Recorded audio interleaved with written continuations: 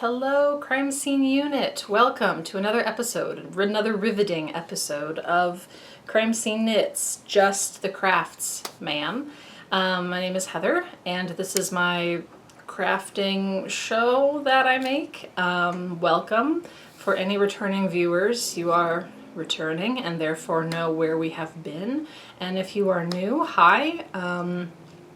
I'm the Crime Scene Knitter, and I talk about the arts and crafts projects, and I guess it's not just arts and crafts, it's art. It's fabric art and textile art and all that good stuff that I make here.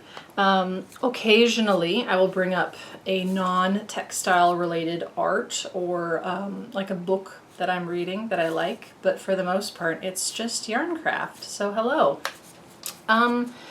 So getting started, today's episode, or potentially this month's episode, we'll see how I'm feeling.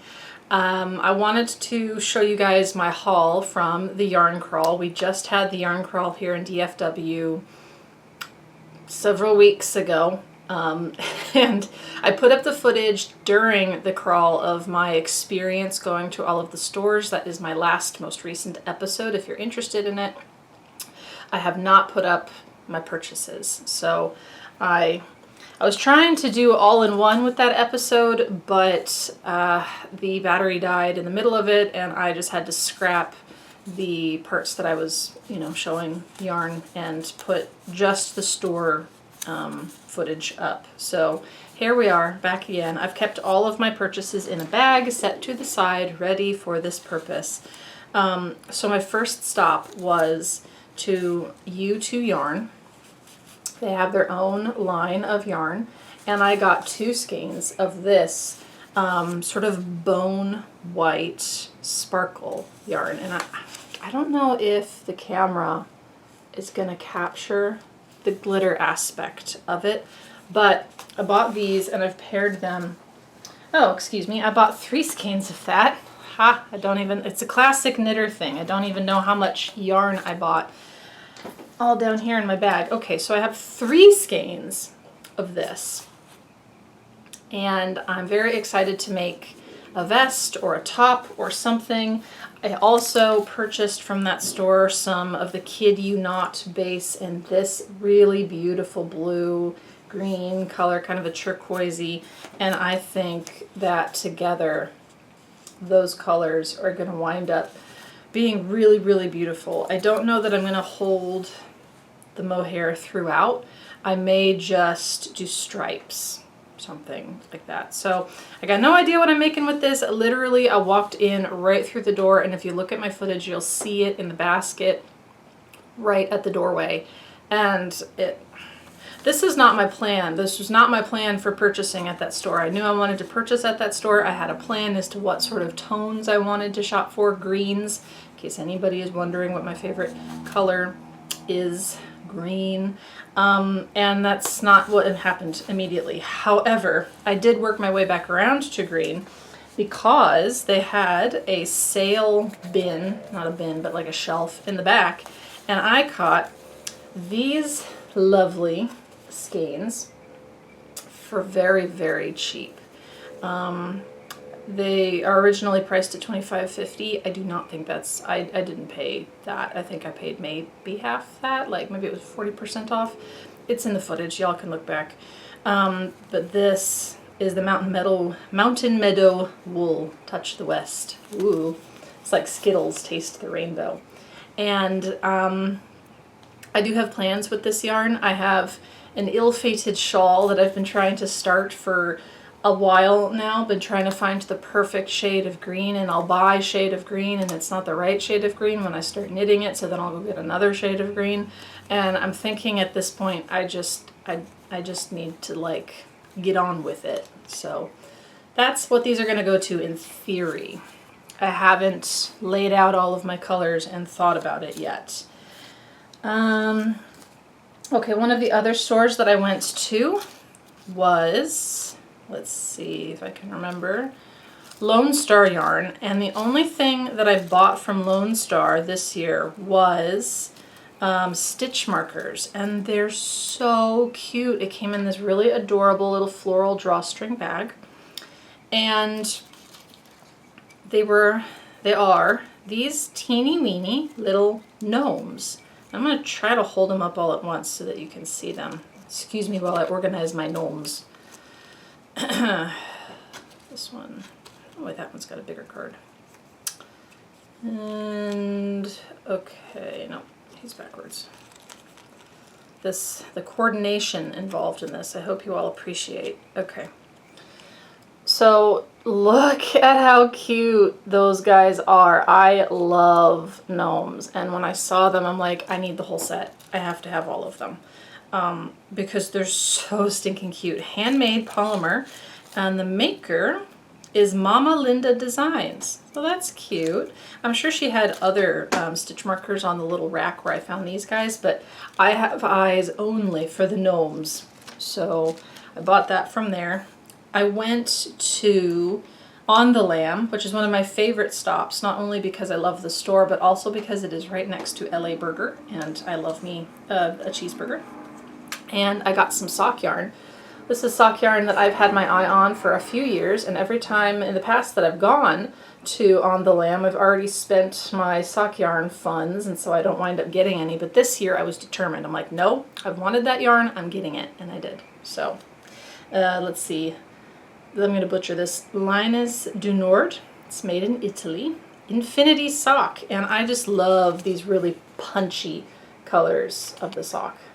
Focus, focus. Okay, see how bright it is with the blues and the greens. And of course, as soon as I made my purchase, I found another ball of that in a color that I absolutely adored, but I'm going to limit myself to just one. What else? I went to, let's see, is it Fiber Circle? Good gracious, I'm having a major brain fart, excuse me. I am in my 30s, so that's beginning. Old age is getting to me.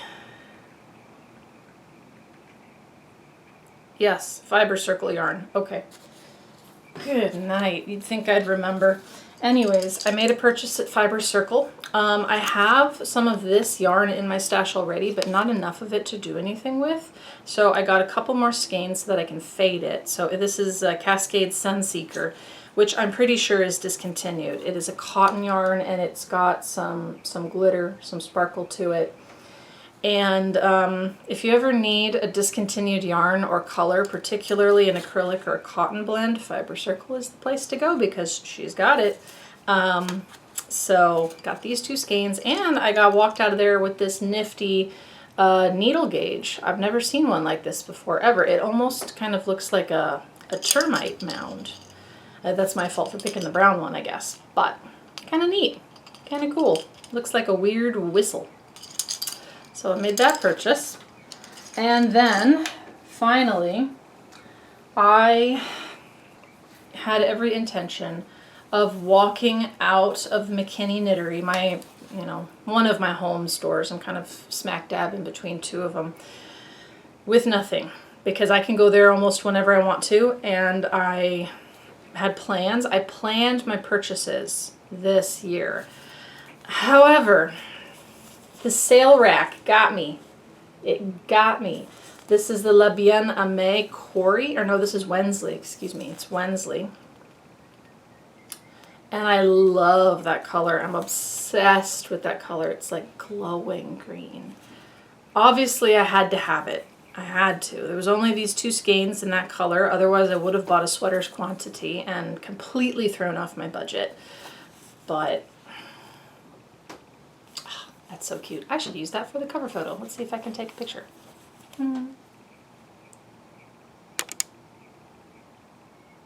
Okay. Sorry, everybody. So I very rarely get a cute photo to be the cover of my episodes. So that's why I've been using my cover, like my title screen, I guess, because I don't photograph super well. So when I get one, I put it up. But if I don't have one, then I don't. Okay, and that's it.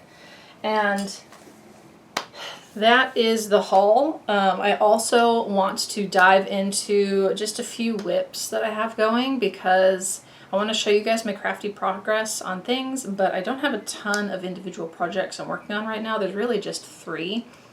And then I'm at the end of the episode, I'm going to tack on my thoughts on getting myself out of burnout. I had an episode like 2 or 3 episodes ago about how I talked about my unsuccessful attempt to be like a yarn YouTube influencer years ago, and getting burnt out from making that unsuccessful attempt, and then sort of clawing my way back into enjoying my craft and enjoying making videos for YouTube, even though this is not going anywhere, which is very okay.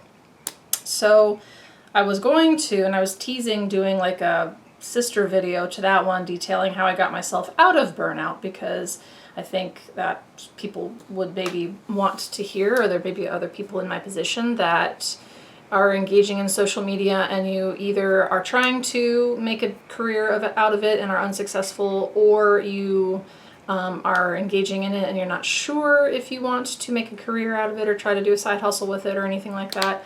I have a perspective on the large number of people I think that don't succeed at it. So I'll do that at the end. So if you're interested in hearing that, that will be at the end of this episode.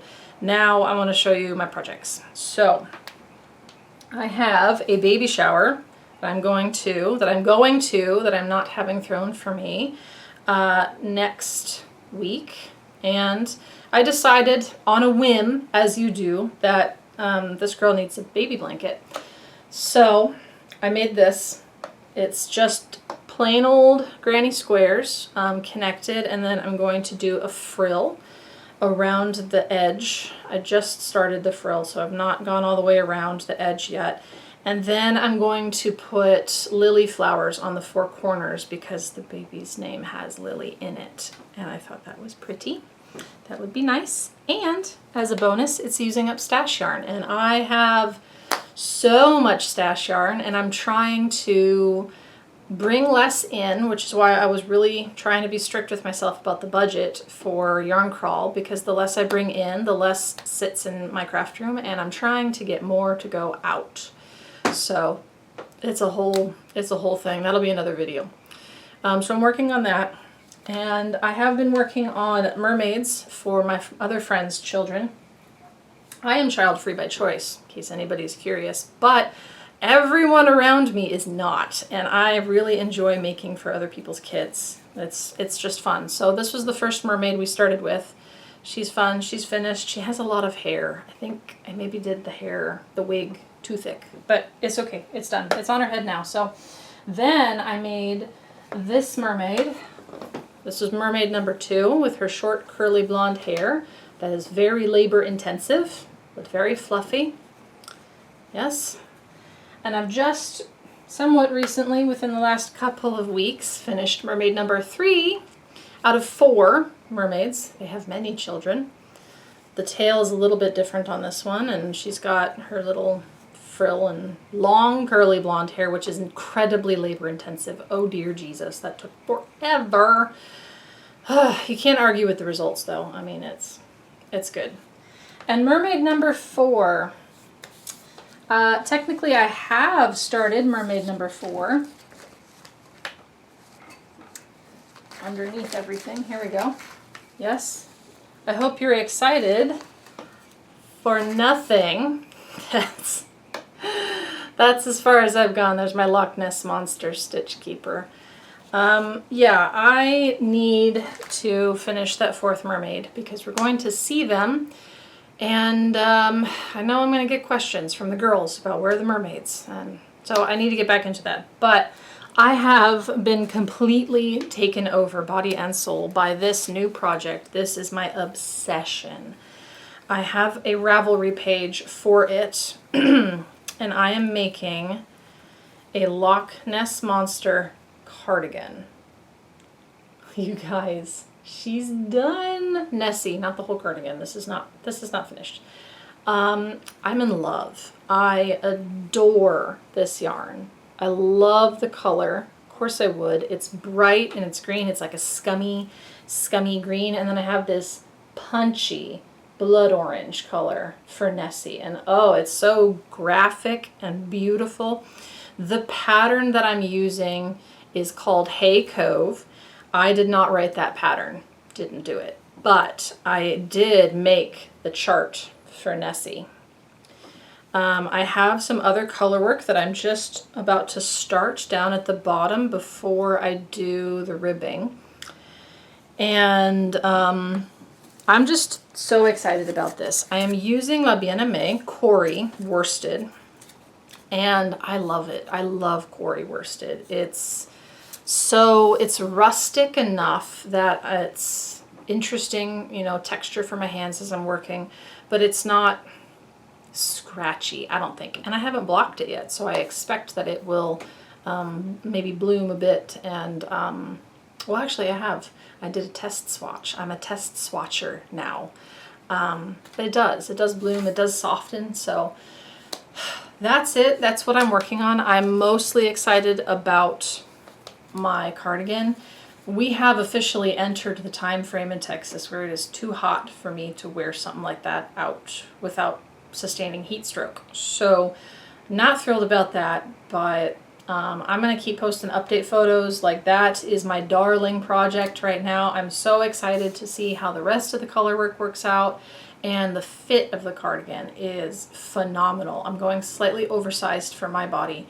I'm doing size number 4, which at some point I'm going to update in the Ravelry page. So if you're interested, the only thing is I'm not going to post my graph for Nessie.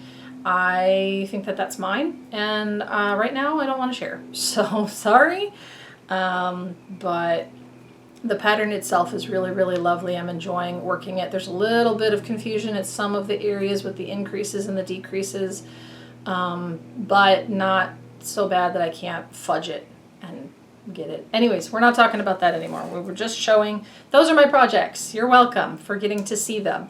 Now let's talk about how I got myself out of burnout, mostly because I don't want to make a separate episode.